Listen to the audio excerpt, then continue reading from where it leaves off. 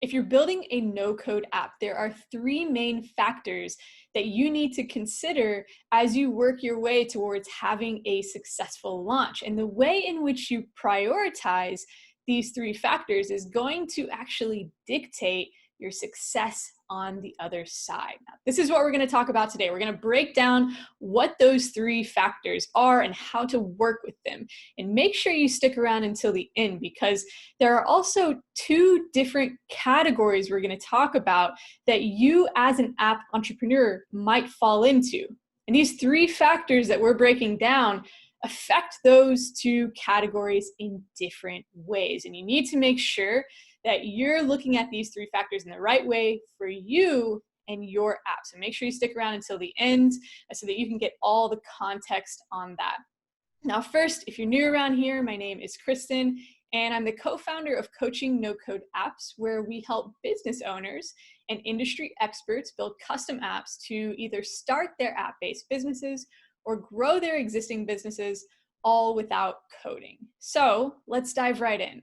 I'm going to share my screen. We're going to jump over to the whiteboard, and we're going to break these down. So in working with tons and tons of app entrepreneurs, we've seen that there are three specific factors, kind of overarching factors, that every single one of them is going to consider at some point. And you have likely already started to consider one, if not all of these yourself. So the first is speed. This is the speed at which you build your app. Now, most people naturally want to build their apps quickly, but depending on which category you fall into, and remember, we're going to talk about that in just a minute, but depending on the category you fall into, speed might be more or a little bit less of a priority for you. Now, we also have quality. You might be asking, why in the world would you not want to prioritize quality? And that's a great question. But for some stages or some categories in which entrepreneurs fall into, quality can actually be a little bit lesser of a priority if we instead want to prioritize something else and really maximize in those areas instead. And we're going to talk more about this in just a minute. And lastly, we have cost. We're talking specifically about the financial investment that you yourself as the entrepreneur are comfortable or wanting to make in order to successfully launch your app. So we have speed, quality, and cost. Now, the general rule of thumb is this: you can only really prioritize 2 out of these 3. So for example, if you want to build your app really, really quickly, and you want it to have a really high level of quality, well, you're going to have to sacrifice on the cost. In other words, you're going to have to spend more in order to get that speed and get that quality. Now, on the flip side, if you wanted that speed, again, you want to build your app really quickly, but you don't want to invest very much, well, then you're going to have to compromise or sacrifice on the quality. So generally, you can only have 2 out of any of these 3. Now, what I want you to understand is that you don't just want to choose your priorities or go off of this based on your gut alone or based on what you think you want. You really want to take a more strategic approach, and you want to figure out which category you're in. And we're going to go over these in just a second. You want to figure out which category you're in so you can actually see how each of these applies to you and whether or not they're a priority in the first place, because they aren't always. So we have 2 different categories that you as an app entrepreneur might fall into. Now, neither is right or wrong. They're just different. So the first category is the business investment. Okay. Now, in this category, you're going to find the entrepreneurs who they are building an app, they're building a product that is, without question, a business investment for them. These are people who generally are creating an app for their own industry, or at least an industry in which they have a really high level of knowledge. They might even be building an app for their own business. And so they already have a lot of validation for their app. They already know pretty much what their app should entail in terms of feature sets and functionality. They also usually have a good idea of who their first test users will be, and even maybe who their first official users will be when they launch the app. And so they're going into this app development journey with really specific goals, with some specific constraints already in place, and they already know that this is a business investment for them. Now, the second category is the entrepreneur who has the ideas or the idea. And this is not to say that for this entrepreneur, their app is not a business investment, but it's just a little bit different of a category. So the type of entrepreneur who falls into this category is someone who has a cool idea, or an idea that might seem revolutionary, something that they have thought of that is not necessarily related to their business, not necessarily related to their industry or their work, or even anything that they have a lot of experience with. It might just be something kind of like an idea that sparked as they were going throughout their day-to-day life, or maybe they were looking for ideas to build an app and they came up with one based on research or kind of exploring different markets. And so again, while this might very well be a business investment for them, they're definitely in a very different category. Because for this person, number one, they don't already have that validation for the app, because the app is not solving a problem that's really related to them in any way. So first, they need to make sure that there's even a need for the app in the first place. They likely don't know which features should be included in the app. So they need to do a lot of research and probably a lot of refinement to actually scope their app and figure out what's needed for this product they're building. And they also likely don't have quick access to early users or test users, because they might not actually even know who those users will be quite yet, because they still have to go through those initial phases first to figure out the other areas. Now, once they figure all of those things out and put all of those pieces into place, they may very well move over into this business investment category. And we see that happen a lot. But you can see how these start out as two different categories. Now, based on those descriptions that I just gave, you can probably start to get a good idea of which category you yourself might fall into at this stage. And remember that you can move from one to the other. Now, depending on which category you're in, you're going to treat these factors up here a little bit differently. So let's start with the business investment side. Now, like I said, the entrepreneur who's in this category, they already have that validation. They know that there's a need for this app. They already have those test users or those early users accessible.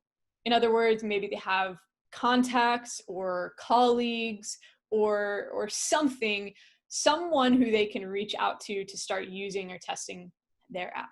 And they have a good idea of which features are needed. So they have a lot of those core components in place. So what this person needs to do now is they really just need to correctly build that first version of their app, their minimum viable product. This person, the entrepreneur in this business investment category, their most immediate goal right now is to start getting feedback on their app. Now, that feedback comes in two different stages. The first is feedback on the functionality. So they have to have a product that works well and that is customized to their business or industry's specific needs. Like I said, they already have a good idea of what features need to be in place, and it needs to be scalable. When someone comes in, when they come from this category, generally, if they already have that validation, they already have the scope of their app, they have easy access to those initial users, they can generally expect, if they go through the right process, to start scaling their app quickly on the other side. Once they have that functioning first version, they can generally expect to be able to start scaling quickly if they go through that right process. Because of that, they need a scalable app. They need an app that is a really high level of quality, because this is not just a test, for example. They're not just trying to get validation for their app idea. They're building a product, and from there, they're immediately going to start scaling that product and refining that product, bringing users on board, getting the feedback. So number one for them is going to be this quality, okay? They need that quality, because what they don't want to happen is to get to the other side where, okay, they've put a quick product together, and then to bring those initial users on board to try to start scaling, and then to not be able to because the app was poorly built. Because then they're going to be backtracking, and that's not a good situation to be in when this is more of a business investment, a business venture for you. Okay, so quality has to be a priority here. You don't just want to throw something together. You have to create a scalable app so that you can set yourself off really for success right from the start. Now, the second factor is going to be your speed. Now, you can spend a really long time building a quality app, but when this is a business investment and you have all those initial factors already in place, that validation, that scope, that access to test users, you want to move quickly. You want to get a jump on this. You want to start getting that user feedback as soon as you can, because each of those things, the validation, right, those the contacts you have, those are really big opportunities for you, and you want to be able to maximize those opportunities, and you want to be able to capitalize on them. Right? You want to be able to take advantage of them, because otherwise, they're just wasted opportunities.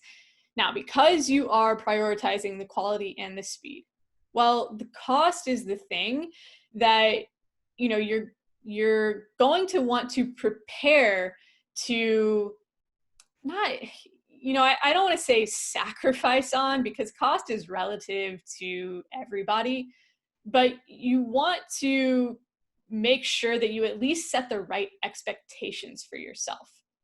If you want that quality and you want that speed, it is going to come at a price. Now, there are lots of different paths that you could go down, and tons of different price points, and we won't go into those here because we've covered that in other videos really in depth. But it's really important for you to understand that if you're in this business investment category, you need that quality, you need that speed in order to maximize those opportunities that you already have available to you. The expectation that you need to have is that, it is going to cost you a little bit more, depending on which route you go. You're not going to be able to get a really high quality app really quickly for free. That's just not realistic. So that's just the expectation that you need to set for yourself going into this.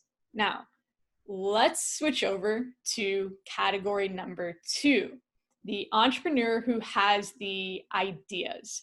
Maybe they just randomly came up with an idea as they were going through their day-to-day life. It's not really related to their industry or their work. Maybe they were looking for ideas. They want to build an app. They didn't have an app to build, and so they were doing a lot of research to come up with an idea. So this entrepreneur is in a different category because they don't have that validation yet. They don't have quick access to test users or early users because they don't know who those users are going to be. And they don't know which feature sets they need in their app quite yet. Now, for this person, they're going to want to look at these 3 factors a little bit differently. Okay, so the first thing is they just need to make sure that people are even going to want to use this app in the first place. Now, remember, we're talking about someone who came up with a random idea. It's not related to anything that they have a ton of knowledge on. And so they don't even know if people would want this app. It's something that they thought of, and now they need to flesh out in depth. Okay, so they're going to look at these factors differently. Now, number 1, the quality can go down here because this person does not need to build that scalable app yet. If you have no idea whether people would even want to use your app or who would even want to use your app, do not jump right into building this scalable, full scope product. It's not going to help you. The first thing you need to do is validate that idea. So whereas the person in the business investment category, that person's first goal is to start getting feedback on their actual product. For the entrepreneur in the idea category, they just need to validate that idea. That means the quality of their app can be pretty low. It can be a really simple app, a prototype, something that really just conveys their idea so that they can start having conversations with people to gauge that validation or to gauge that interest and to see which target market or which market they should actually target, I should say. It can help them start narrowing down that idea and putting some of those components in place that the business investment category already has. Quality can come down. Now, with that, the cost can also come down. You don't need to make this full business investment in order to, put something together really quickly just to convey an idea and have some conversations with people. Okay, so you can lower the quality, you can lower the cost. Now for speed, this one is a little bit different. So we have that lower cost, which is a good thing. We have that lower quality. Now, generally, that is seen as a negative thing, right? That's something that you're sacrificing on. In this situation, it's okay, but generally that's the compromise you're making. And, in this case, that gives you the speed. So you can have the quick speed because all you need to do is validate this idea. You can have the low cost because you don't need to invest too much just in order to create something to convey an idea and have some conversations. The quality is going to be lower. Now, what does that mean? Well, once you've validated that idea and once you've validated the feature sets and your target market, well, then you can now move into this business investment category and you can switch how you manage these 3 factors. Now the quality is the top priority because you need to create that scalable product. The speed is of a much higher priority because now you need to take advantage of those factors that you've figured out. You validated that market, those feature sets, for example. You need to move quickly on those. Well, this is where now you start to set your expectations correctly in terms of the cost if you want that quality and you want that speed. All right, I hope this was helpful for you. I hope it gives you a little bit different of a way to think about these factors because everyone who's launching a no-code app is going to deal with them. But what we find happening is they're always looked at in the same way, and that's based on gut. But you can actually look at these factors in a really strategic way based on where you are or what category you fall into. So use those as you move toward launching your app to help you move forward quickly and strategically in the most effective way possible, with the highest chances of success for your app. All right, again, I hope that was helpful. If you found this video helpful, go ahead and give it a like below, subscribe for more just like it. Thanks so much for watching, and we'll see you in the next one.